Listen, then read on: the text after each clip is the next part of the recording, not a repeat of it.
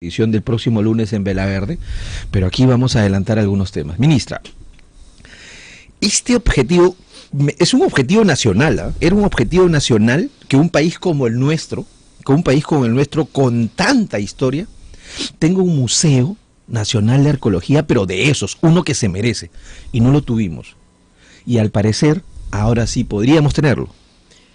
No, sin el parecer, ahora sí vamos a sí lo vamos a tener. Sí vamos a tenerlo. Bueno, ha sido un proceso largo. No me imaginé nunca, a pesar de que he trabajado en el Estado muchos años y he hecho proyectos, no me imaginé que iba a ser tan difícil. Tan difícil porque, de alguna manera, este proyecto nace como al revés de los otros proyectos, que, digamos, tienen desde el inicio recursos para poder hacerlos y la necesidad, como por ejemplo una carretera que una un punto con el otro para poder sacar productos a la costa, es necesaria. Entonces nadie tiene duda de que es necesario hacerlo. Con la cultura ocurre algo diferente, Rubén, y eso es algo que me apena, porque siempre, he pensado que el Perú no es otra cosa más que su cultura. O sea, el Perú es su cultura. Si nosotros nos levantásemos mañana y no tuviéramos huacas en Lima, por ejemplo, ¿cómo se vería usted en Lima? ¿Qué lo reflejaría usted de eso que tiene el Perú, que no tiene ningún otro país? Lima, Trujillo, ese Chan, ahora que le han puesto los techos, lo han arreglado preparándolo para el niño, Machu Picchu. Digamos que de un día para otro desaparece todo eso. ¿En qué nos convertimos? En Miami, ¿no? El Perú es diferente y su cultura es distinta porque tiene pues una historia milenaria que además ha producido objetos bellos, de calidad, que son reconocidos mundialmente. Nosotros mandamos exposiciones al exterior y se quedan maravillados con los objetos peruanos, no solo lo de oro, es decir, lo que nosotros tenemos en textiles debe ser el cuerpo textil más importante que tiene el mundo. Entonces, sí, pues, es necesario que el Perú se dé su lugar y ponga, pues, la casa necesaria, el museo necesario, para poder guardar todo ese patrimonio que es muy rico. No, pero usted acaba de decir algo bien interesante, ¿eh? Y que es una cuestión que se viene arrastrando entonces desde varios gobiernos atrás. Claro, uno siente la necesidad y nadie discute de que hay que hacer una carretera, que hay que articular mercados y hay que dar los recursos para eso. Pero para el tema cultura, como que hay un retraso en la gestión pública para entender que eso es un valor también, que no solamente puede generar ingresos, sino que alimenta el espíritu nacional. Por supuesto. Usted lo ha vivido. ¿Cuál ha sido la historia? ¿Cómo consiguieron los recursos? Bueno, en realidad yo al principio de mi gestión conversé con el ministro de Economía, Miguel Castilla en ese momento, y digamos, ellos no tenían en su presupuesto darle recursos a Cultura para que haga un gran museo. Y lo que hice fue recorrer el camino a la inversa. Creo que aquí la diferencia es que si vas a dejar de decirte no y no haces nada al respecto, bueno, te quedas con tu no al frente y no haces nada. Pero lo que hicimos fue, primero que nada, ver qué terreno teníamos, a dónde nosotros en Cultura, sin un centavo, podíamos hacer un museo. Y fuimos haciendo recorridos. Para esto nos ayudó mucho el viceministro Luis Jaime Castillo, que era un gran experto arqueólogo, lo mismo que el arquitecto José Canciani, que es, ya no sé si es arquitecto o arqueólogo, pero tiene el alma de esa mezcla del Perú adentro, y dimos con este terreno en Pachacámac, que está a 1,5 kilómetros del santuario, en donde ya había trabajado pues una empresa arenera y había perforado y disturbado el lugar, como se dice en arqueología, sí. Y ya no quedaban ahí vestigios por encontrar. Entonces decidimos, este es el terreno. ¿Qué hicimos después? Hicimos un concurso de arquitectura. Este concurso de arquitectura, que digamos no tenía ningún premio, no teníamos plata para darles premio, fue acogido por los arquitectos en el Perú de una forma increíble. Tuvimos 30 propuestas, 5 de las cuales realmente era difícil al principio decidir cuál era la más bella de las 5. Finalmente, por digamos, cuestiones de belleza, de funcionalidad con el lugar, de no competir con el sitio arqueológico, de estar perfectamente pensada para el lugar que habíamos elegido, es que se eligió la propuesta de Alexia León, que fue quien ganó el concurso de arquitectura, y a partir de entonces mi tarea fue la de conseguir un poco de recursos para pagarle a Alexia León a que hiciera un desarrollo de planos que pudieran servirme como base para poder convencer al presidente. Yo ya había hecho la prueba de ir por el lado del Ministerio de Economía y había fracasado, pero dije, el presidente, si logra ver este proyecto, él se va a enamorar del proyecto igual como yo, así que se lo llevé. Al principio el presidente escuchaba, no se sentaba en su silla, hasta que finalmente se sentó en la silla. Yo dije... Ya le gané la moral. Ya le gustó. Entonces me dijo, a mí me interesa el proyecto. El proyecto me parece muy interesante, es real que se tendría que hacer, porque le expliqué que San Martín, en uno de sus primeros decretos de la independencia, dice, hágase un museo nacional.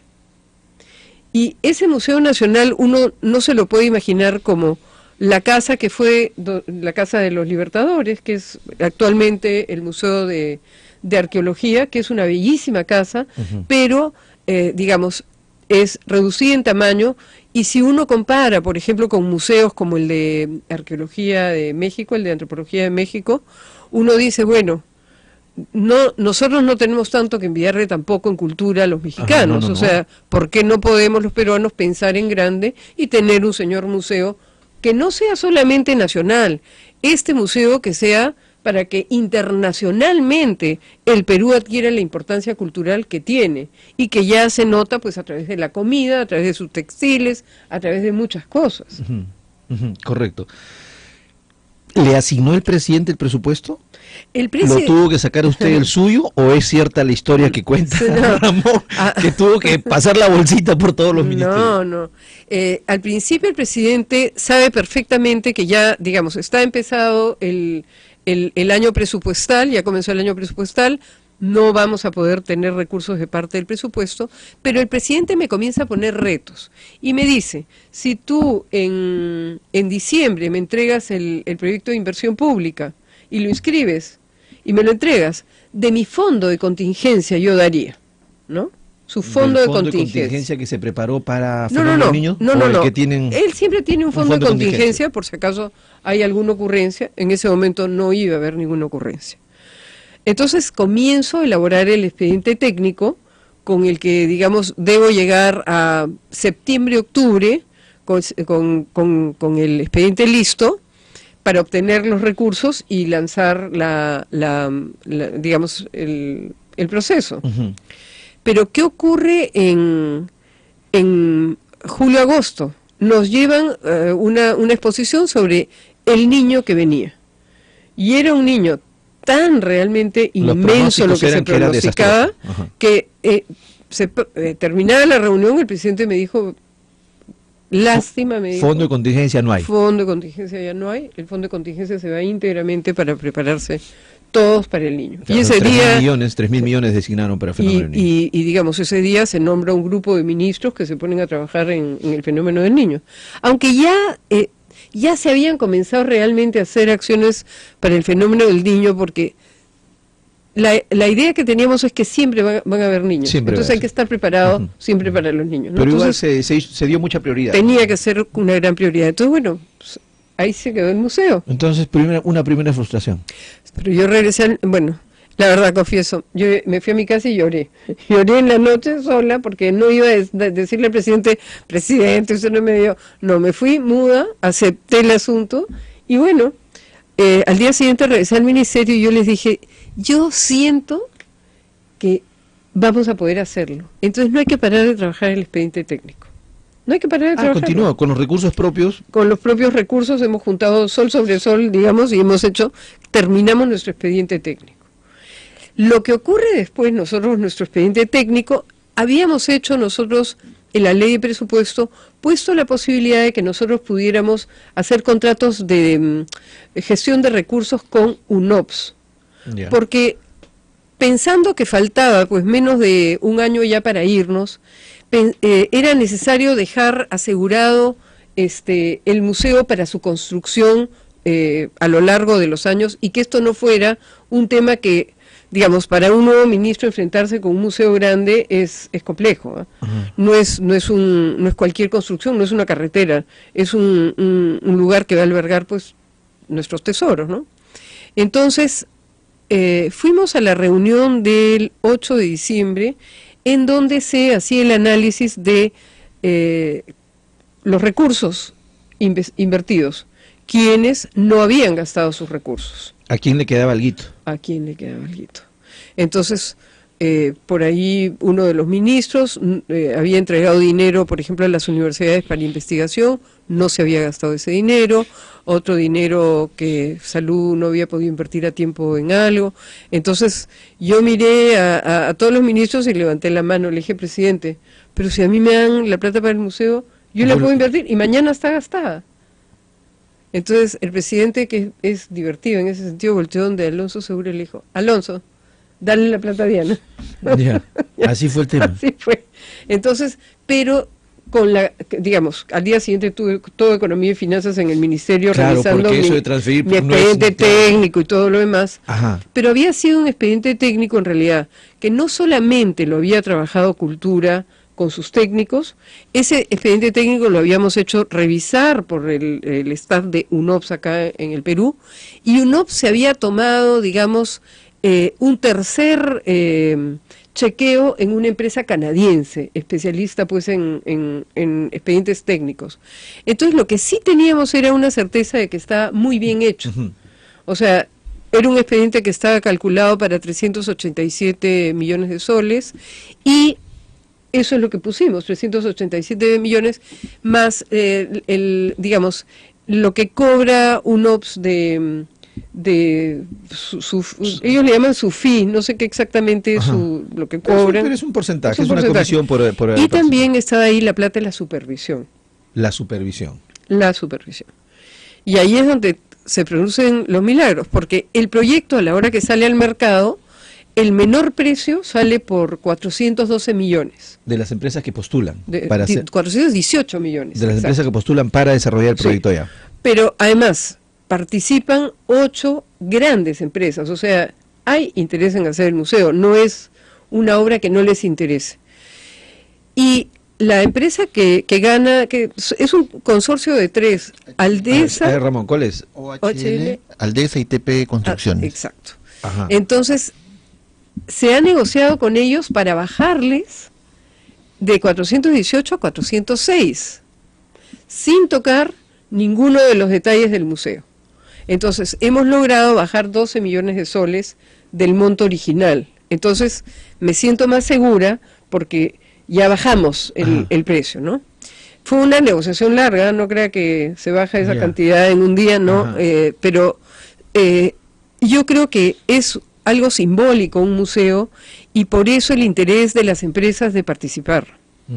Entonces, no todos quieren dejar su marca, porque esto va a trascender con los años. Yo también creo que esto va a traer turistas. Ramón, no es común que un consorcio de empresas se rebaje 12 millones, 8 millones, ¿no? Hay cosas que no son comunes en este tema, como por ejemplo la suma de voluntades, lo que ya mencionó la ministra, empresas grandes que quedaron fuera, que no ganaron, como por ejemplo Araña y Montero, ahora participa en el concurso de supervisión y gana, pero con un monto bastante rebajado, digamos, ¿no? Claro, yo pensé, después de que ya 406, pero igual me faltaban 19 millones para la supervisión, y por más que yo sumaba, restaba, no me alcanzaba. Entonces dije, bueno, voy al Ministerio de Economía y Finanzas y les digo que me den los 19 millones y yo ya hago la supervisión contratándola yo misma, pero ya digamos, era un proceso que iba a tomar más tiempo, ya no se podía poner la primera piedra, ya digamos, nos complicaba. Sin embargo, cuando hablé con el presidente nuevamente me dijo, yo me muero, me dijo, ya algo me pesa en el corazón si me voy y el museo no se hace.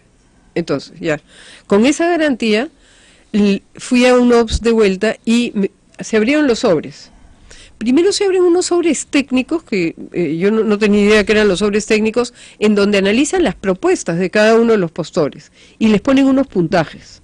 Si es una buenísima oferta, 100%, y así, pero en realidad todas las propuestas técnicas de las empresas estuvieron arriba del 90 y tantos %, o sea, fueron buenas propuestas técnicas.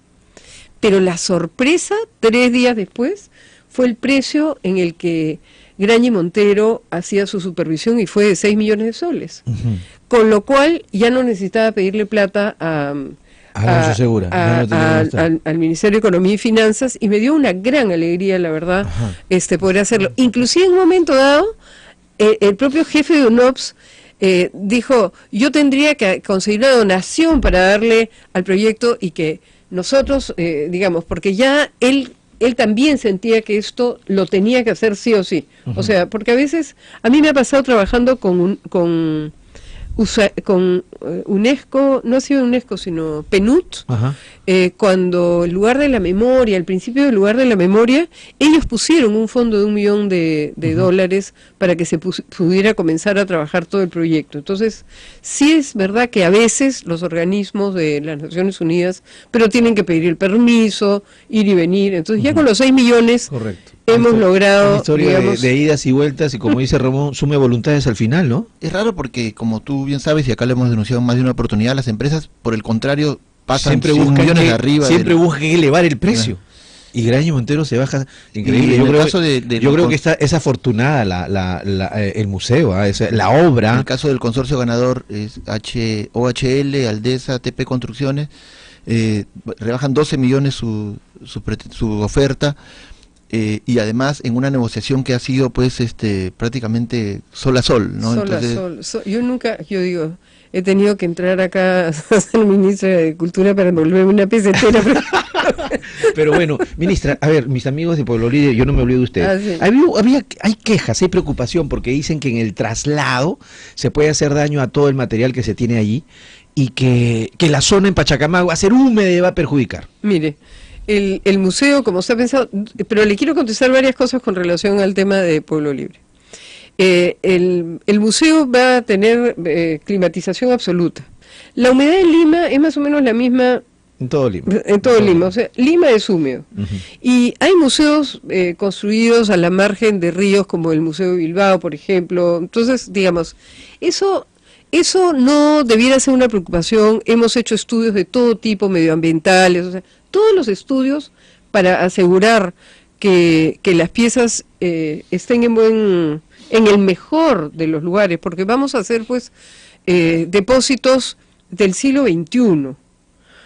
Y la verdad es que me parece que un poquito fresquitos los que dicen que van a estar, que qué miedo cómo van a estar, cuando uno tiene que ir a mirar pues cómo están los depósitos en Pueblo Libre.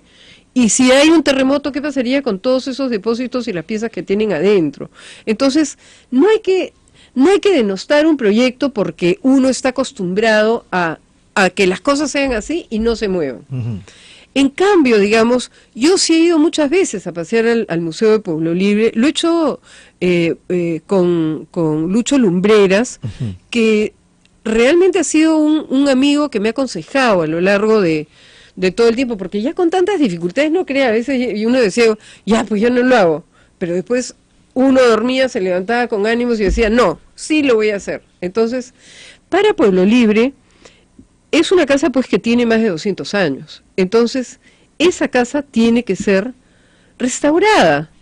Los techos están pandeados, el otro día hubo un pequeño incendio por cruces de electricidad. Cortocircuito. Entonces, digamos, ya es hora también de que el Museo de Pueblo Libre se ponga como Dios manda. Es una casa bellísima, vamos a hacer un proyecto para poder hacer los jardines como Dios manda.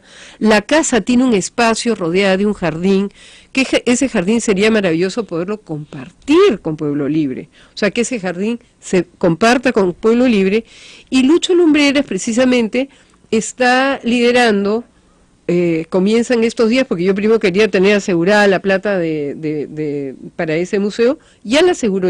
El día viernes el Ministerio de Economía y Finanzas me ha confirmado el dinero para hacer toda la restauración del Museo de Pueblo Libre. Del Museo de Pueblo Libre, exactamente. Es una buena noticia para los vecinos que excelente noticia. Que la idea es, ya, ok, van a tomar algunas piezas de ahí, las van a llevar al Gran Museo Nacional de Arqueología, pero va a quedar una muestra en Pueblo Libre, sí, y viene además con la refacción de todo el toda la casa, de toda la casa. Esa casa tiene que mostrar lo que realmente es. La casa es bellísima, sí, sí. Y la verdad es que nosotros los peruanos no somos cuidadosos con lo que nos dejan del pasado. Ministra, entonces ya está, ya tenemos. ¿Cuándo ponen la primera piedra? ¿Cuáles van a ser las características principales del Gran Museo Nacional en Pachacamac? Bueno, es muy amplio, tiene, digamos, si uno se para en el sótano, uno mira 5 pisos para arriba y mira como unas especies de claraboyas.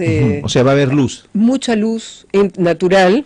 Tiene unas grandes terrazas. Desde la terraza del último piso, por ejemplo, uno logra ver el santuario, pero desde algunos puntos uno mira el santuario y el mar. Realmente es un sitio privilegiado. ¿Y todas esas terrazas van a ser de acceso al público? Sí. Del que pague su tenda, va a poder ver todo. Va a poder mirar todo, claro que sí. Ajá. Claro que sí. Realmente el museo, espero yo, albergue a tantos y tantos niños que vienen con curiosidad. Se quedaría el helado si yo le cuento del lugar de la memoria la cantidad de gente que ha ido a visitarla desde que se abrió.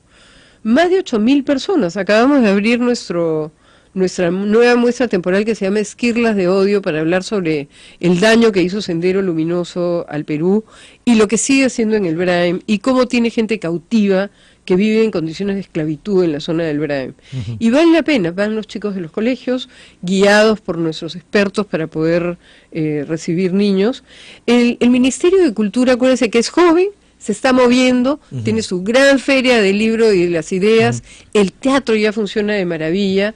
Hemos inaugurado el pequeño museo de Pachacamac, que está lindo, y ya están yendo los chicos del colegio también. Y digamos que esa ha sido una constante de los últimos años en la gestión del ministerio, y la suya especialmente, de acercar un poco la institución, porque yo antes yo no veía pues que se hicieran en la explanada del ceremonial Ministerio de Cultura, se ponga un festival de libro. Pues. Claro, igual que Mateo Salado, que hace sus noches de cine al aire libre, hacemos nosotros también acá noches al aire libre. Ese concepto de arqueología urbana, ¿no? Es bien simpático. Y ellos reciben cantidad de gente, toda la gente de alrededor ya sabe, los días jueves, en verano, porque si no en invierno no vuela, pero en verano hay cine al aire libre, igual que acá en la parte, en el Patio de las Artes del Ministerio de Cultura, también noche de cine al aire libre. Ahí lo he visto, por ejemplo, un día Alonso Cueto con todos sus hijos, ¿El escritor? Sí, sentado como todos en el suelo mirando la película. Y tenemos los 4 pisos de arte contemporáneo. El ministerio ahora, cuando uno entra, de ser un lugar apagado, es un lugar con vida. Gente que circula, gente que está yendo para una actividad o para otra. Entonces, eso está muy bien. Yo creo que el hecho de que se haya convertido en ministerio, además, ya tenemos 5 años, vamos por el 6º año de Ministerio de Cultura, y sí creo que los peruanos tenemos una conciencia de nuestra cultura, de nuestra comida, de las cosas que nuestros antepasados han hecho, de nuestro patrimonio histórico, que es bellísimo y que hay que poner en valor. O sea, tenemos tareas, muchas tareas todavía. Muy bien, ministra Diana Álvarez Calderón, le agradezco mucho por haber venido, y ojalá que pueda venir pronto para seguir conversando sobre otros aspectos de la gestión en el Ministerio de Cultura. Encantada, Rubén, cruzo y vengo. No hay problema. Gracias, Ramón, por habernos acompañado también. Gracias. Amigos, Bien, continuamos con el programa. El presidente de la República ayer ha sido